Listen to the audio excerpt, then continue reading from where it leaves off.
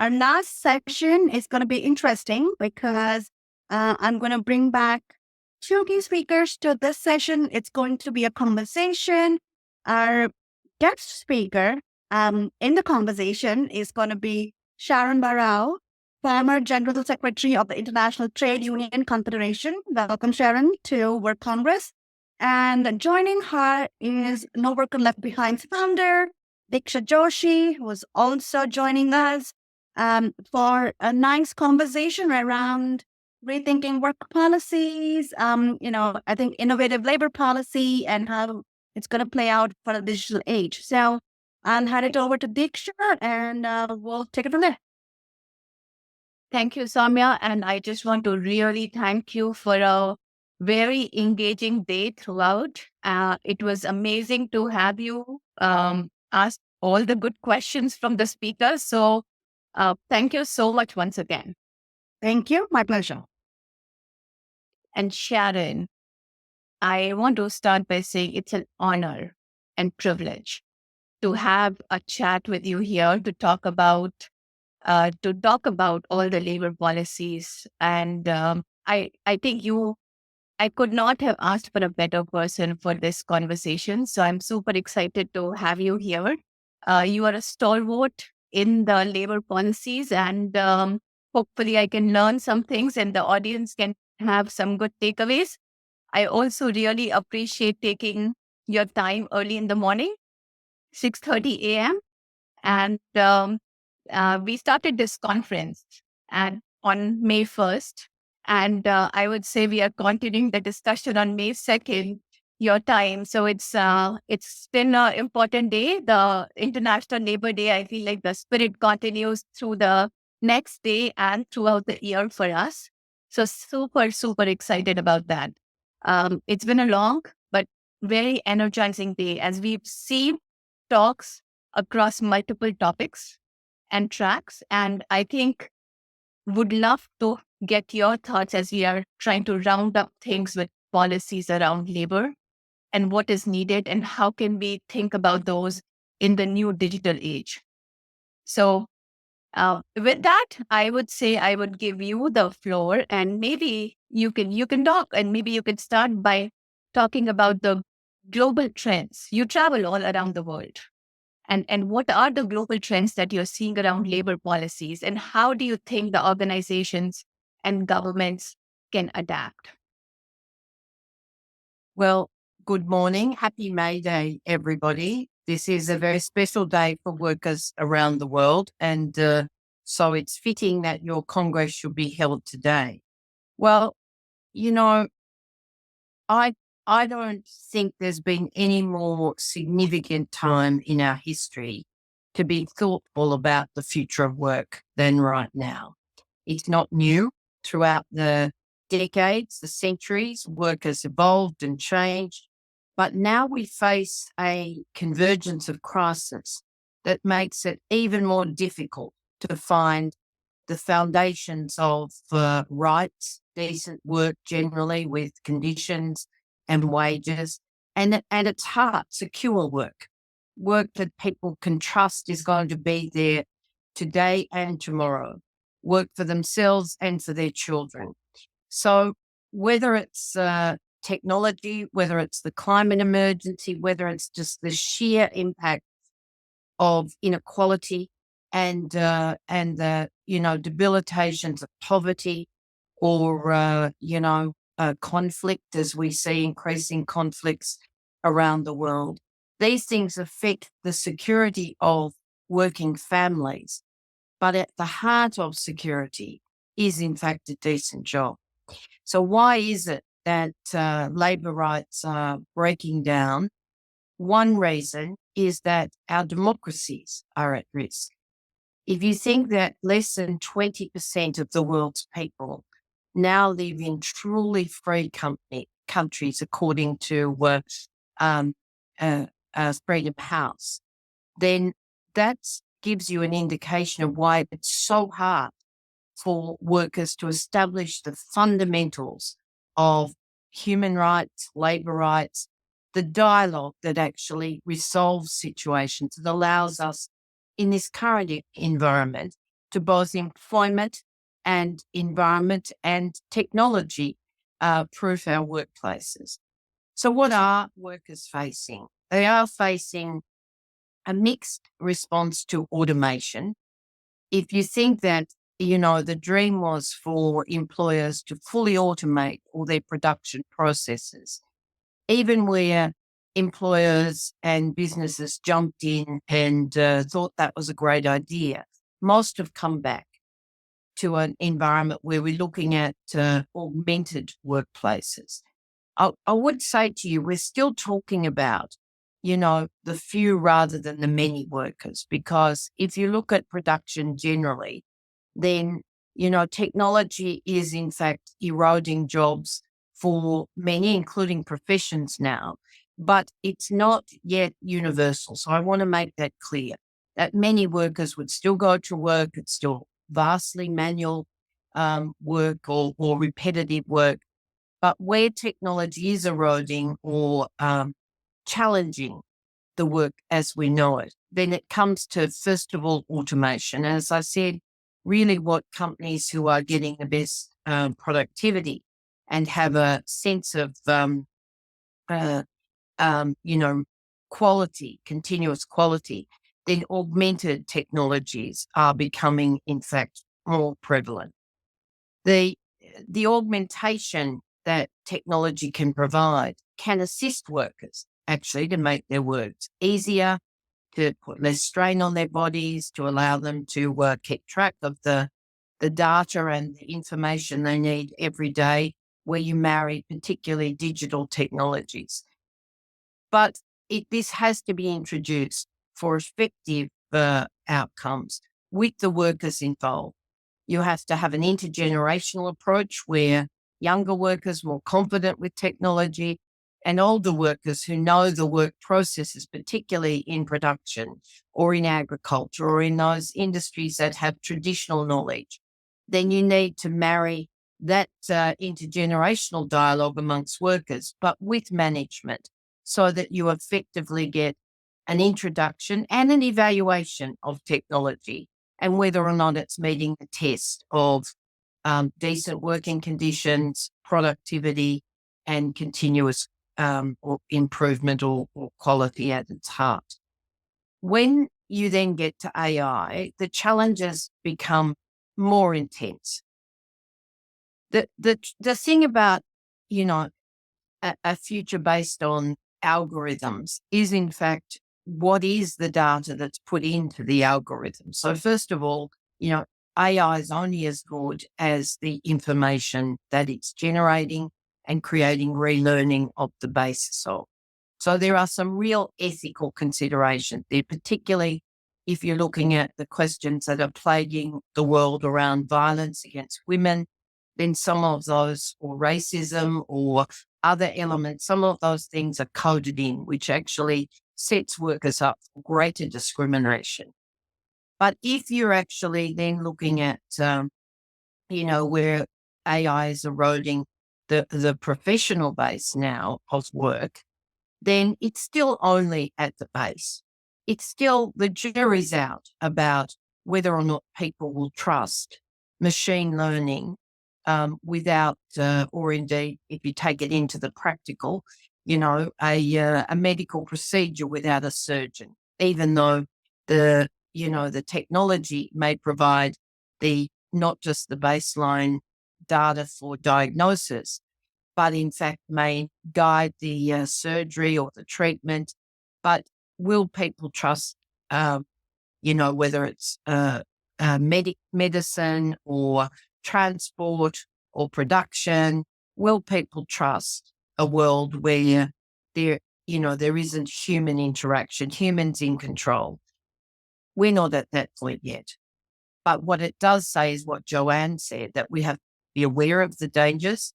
We have to actually engage workers in their own, in co-creating a future so that there is a confidence. And we have to look to the basis of our society and say, what kind of world do we want to live in? Who owns the data? Is in fact the data, compensated where individuals are involved? Are there data commons that are democratically controlled? And indeed, are our workplaces fit for purpose in terms of decent work? So there's a whole set of questions, but at the very centerpiece, the principles are important. Humans in control, democratic data commons or control of data by democratic means, and of course, a dialogue that allows for co-creation of work to make sure that technology is not used to exploit workers even further. And this is great. We did hear in our talks earlier today about the ethical considerations when Hilke was talking about how AI is getting used in hiring and all the other aspects that we heard from the speakers earlier today. I did have a follow-up question. So these are global challenges. And how much of this work is happening at a global level to define the principles, to define a plan for execution, and what is a role that a leader plays, whether you think about a global level or within a corporate, wherein they are working to develop the policies which are working towards the sustainability of labor and wellness for the labor. So we're talking really, I guess, at its heart about legislation or regulation generally. And, you know, the technology is way ahead of our regulatory environment. There's no question about that. It is on the table and some legislative guardrails, if you like, have been put in place in countries like the US, increasingly in my own country, Australia. In Europe, probably is advanced beyond other countries. But if you look globally, really, it's a jungle out there. And technology is setting the pace without the kind of analysis or compliance, a standard or compliance that we can actually touch. So we are catching up. And as the rapidly advancing nature of technology escalates even further, we'll continue to catch up unless we put in place the kind of baseline principles that can cover off on all technology. So those elements that not only are about engagement of human beings, and in this case, particularly workers, not only about ethical considerations and human rights, but actually about, you know, what it means for income distribution, for capacity for our populations, and we're going to hit 9 billion on this planet. How do they survive? Who owns the technology? Who has a share in the distribution? And what's the regulatory framework? What's the compliance and the sanctions base? That means that humans are going to remain in control. You can take that from our parliaments to our workplaces, to our schools, to any part of society and say there are some general principles which must be enshrined in law and must have regulatory compliance.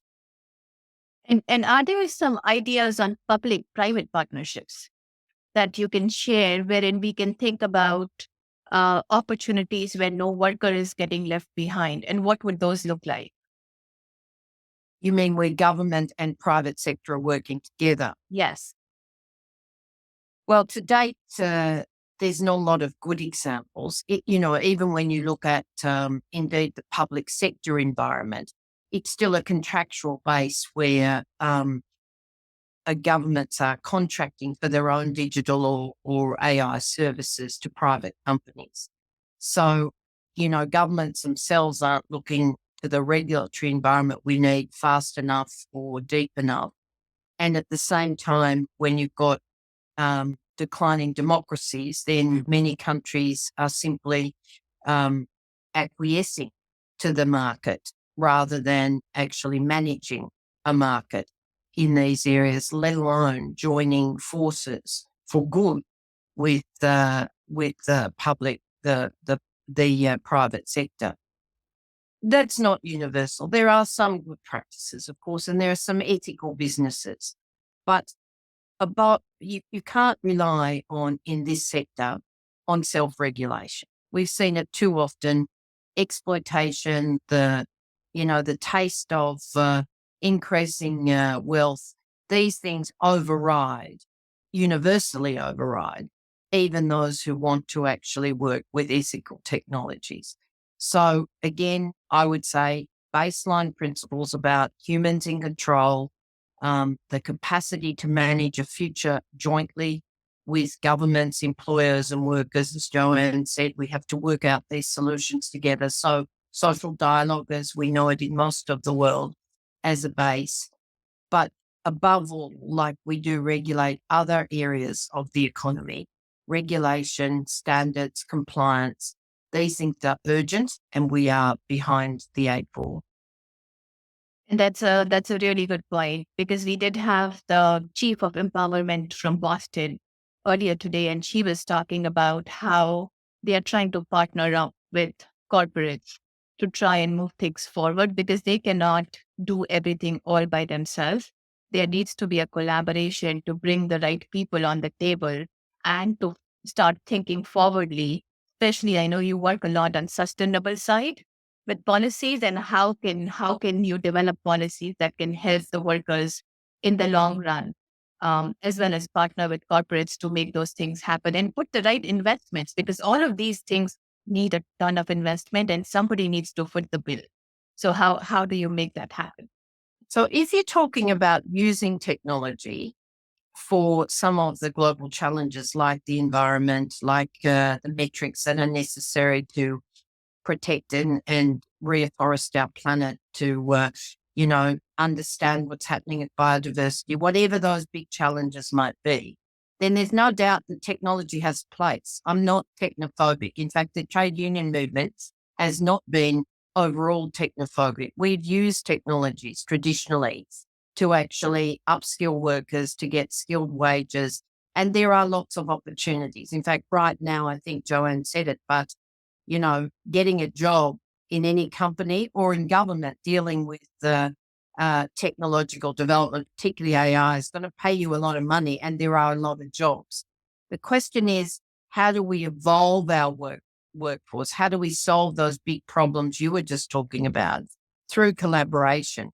Now, that does mean working with employers, but then unions work with employers all the time. We are, in fact, joined at the hip, because employers create jobs, governments create jobs. But on the investment side, I mean, once you get the regulatory framework right, then on the investment side, you're absolutely right. Governments cannot foot the bill to repair the damage to our environment or to create, the infrastructure developments that are essential to deal with the any kind of challenge, whether it's the energy transition or smart manufacturing or indeed greening all of our economy. But governments can, in fact, provide the policies that generate private sector investment, the regulatory requirements that protect people and the environment. And of course, they can do, much more than they're doing at the moment to provide the antidote to our global conflict. So you can't get away from the fact that we have the community sector, the labor unions and workers generally, the government sector and employers. And unless we're all working together, the huge areas of crisis that we are facing today will in fact simply continue to escalate rather than to be managed. And so you're absolutely right about dialogue and the partnerships. The difference is that, we've tried self-regulation and it's failed in many areas, and it's particularly failed workers and communities where profit has become the dominant take, and we've had an exploitative trade environment where we produce on low wages and exploitative and dangerous conditions in the south for markets in the north. That has to shift. We have to have a world that is genuinely committed to development, that is integrated in a truly global sense of tackling the crisis ahead of us. But I do want to say, and I don't want to suggest we can't, shape the future in a better way. But if you had to look at one thing that's essential to deal with this, it's democracy. And if our democracies are weakened, if we are, in a world where, our governments are run by people who want power rather than representing the people, as we're seeing in too many countries, then the capacity to solve these problems becomes even harder. That is a really, really good point. Um, I do want to talk about the future of labor movements and their role in defining the future of work policies. I think politics is obviously a very key component and the government is a key component. But what role do you think the labor movement will play or labor unions will play? We have started seeing a lot of things happen in the US side with the auto manufacturers, the auto unions. We've seen things happen with non-competes that we were listening to earlier today from Andre. So there are things happening around the globe, and curious to hear what your thoughts are about how this labor movement is evolving.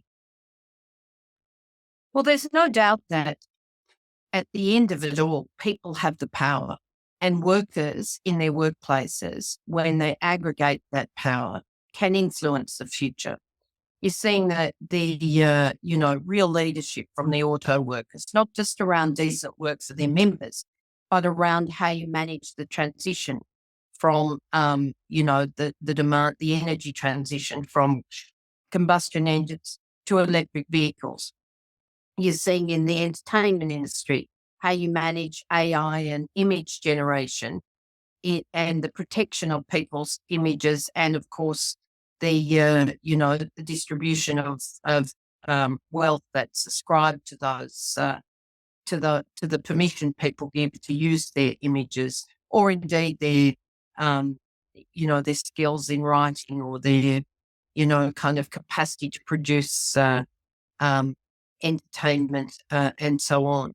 So I don't feel pessimistic about labour unions at all. The world of work's changed, and there's no doubt that if you look at the base rate of unionism today compared to 5 decades ago, in percentage terms, it's lower than it was. But in impact and in capacity, both to organise within workplaces and across workplace, but also to organise with communities, is endless.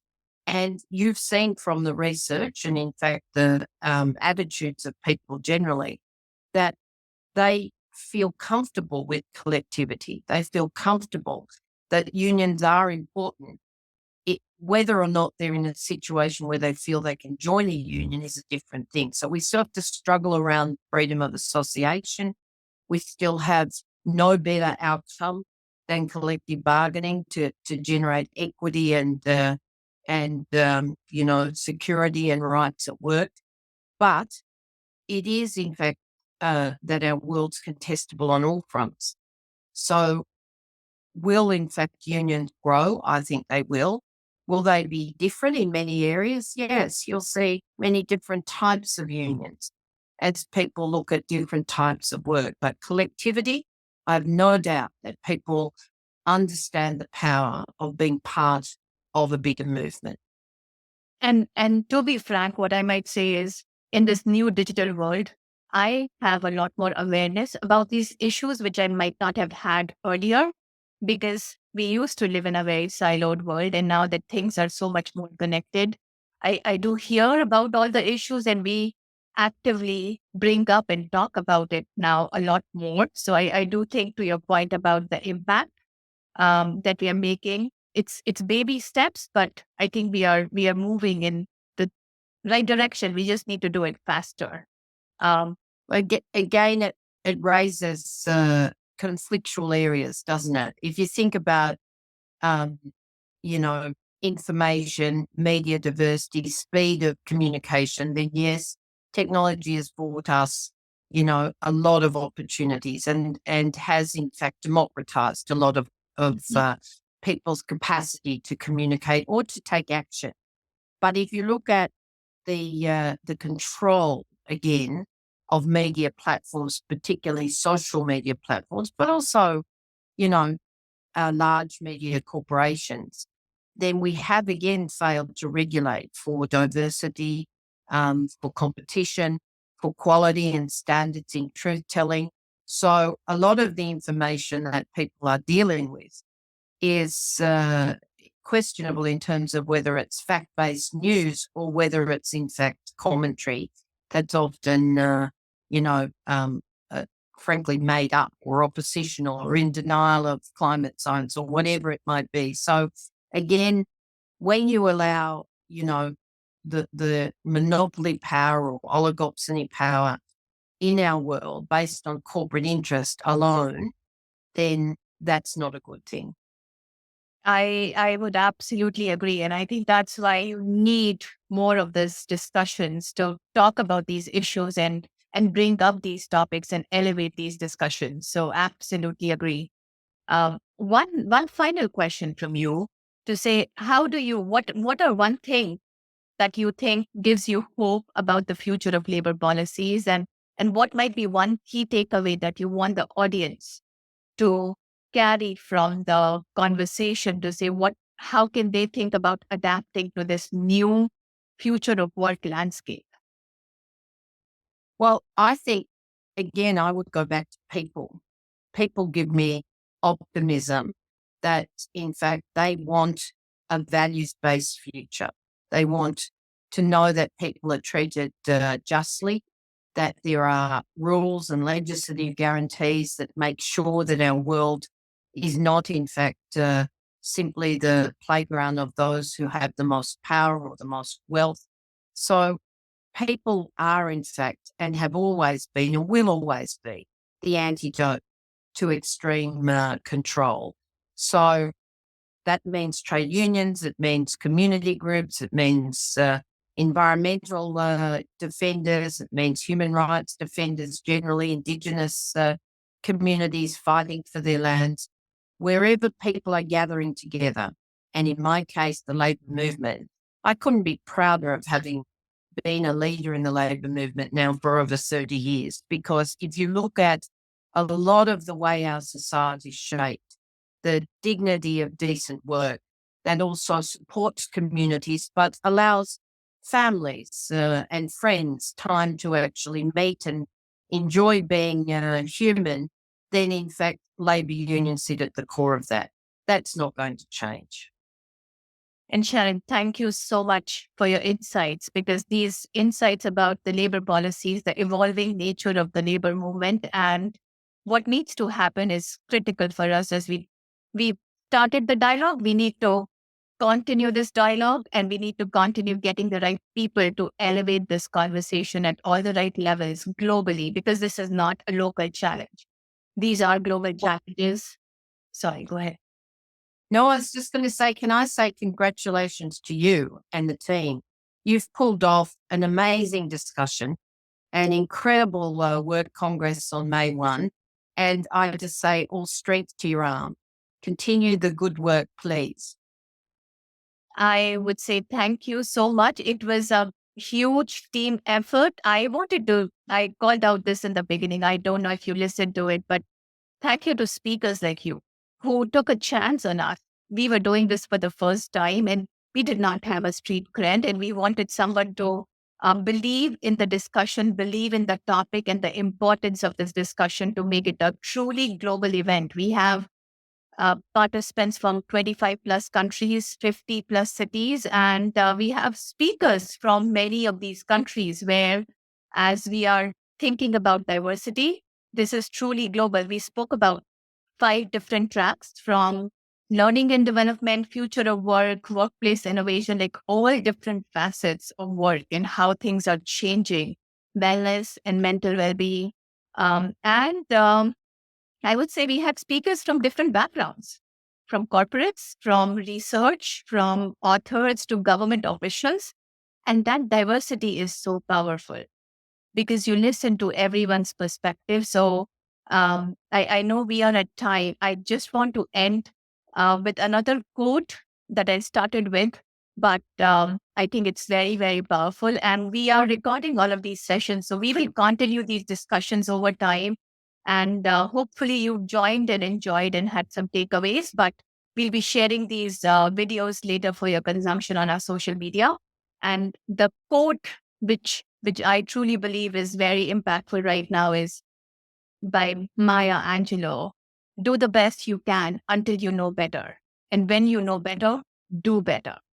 And I think we've learned something. I've gained something from this conference today. I hope everyone else has.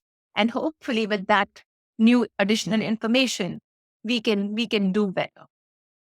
So Sharan, this is a wrap. And thank you so much again for joining us. Thank you. Bye, everyone.